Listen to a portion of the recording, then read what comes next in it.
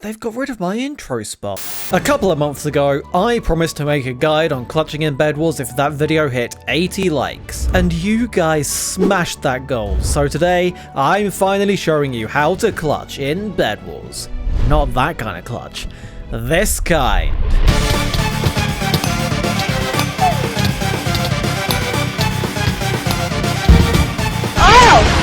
I'm making this video mostly with Solo Bedwars in mind, because that's what I play, but there are definitely things you can take from this that apply to all modes.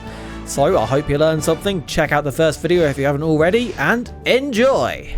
First things first, it's important to realise that your situation can be very different based on when or where you lose your bed. If there's only one other person and you're near their base, I mean that's a pretty easy clutch. But if you're 30 seconds into the game, that's a bit trickier, so let's start by looking at surviving if you lose your bed early. To guarantee your survival, you need to outgear whoever's attacking you. An iron sword is a pretty easy way to do this early in the game, although if you're below about 7 hearts, prioritise gapples and get a stone sword instead. If you're on a fast iron map, chain armour is also very easy to get and very good for its price. When fighting, do not go near an edge. Heck, don't even leave your base. Sit in your generator where you can't get comboed and just block it. Once you've killed your opponent and feel you have some time, get at least a stack and a half of blocks and head mid, but watch out for fireballs. Once at mid, gather at least 3 emeralds and maybe some diamonds if it's one of those maps, then ideally head to a different base. Hopefully by this point someone has taken out their first rush and left a base open for you. When choosing a base to go to, try to find one with at least 2 bridges from it. This way, if someone attacks you from one direction, you can just run the other way. Once at a base, spend your emeralds. If you've only got 2, just get invis. If you've got 3, get jump as well, and if you have 4, then get speed on top of that. And if you have even more, then either get potions or some bridge eggs. I don't recommend getting a pearl unless you have all 8 emeralds. They're great for getting out of a tricky situation, but they're 4 emeralds, which you can spend on jump boost or even a fireball for a similar purpose, or bridge eggs if you plan to pearl to someone's base. And there's always a chance you miss your pearl and just fall in the void. But if you end up with loads of emeralds later in the game, then maybe get one. With any iron and gold, stock up on gapples, fireballs and blocks.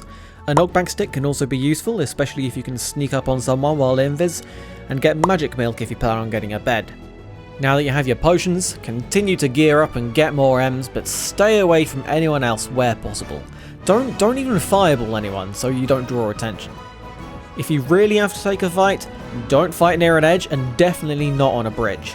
If you're ever unsure if you can win a fight, drink your jump boost first so you can easily get away if it turns south. But Bed Wars players are pretty stupid, so as long as there's at least 2 people with a bed, they should go for each other rather than you. You want to start making your first aggressive moves when there's only 1 person left. Ideally, they've only just taken out the other person, so you can go nab their bed while they're not there, and then hunt them down with your invis, or even just a fireball. Even if they void in time, you have jump and invis, which just beats anything. And there you go, you win!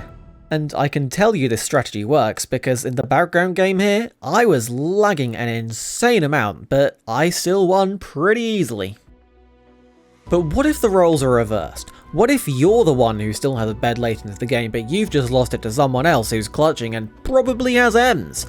Well, if you just void it to try and save it and have nothing when you respawn, you're f***ed. There's nothing I can do for you, I'm sorry. But that's your own fault. Voiding late in the game is incredibly risky.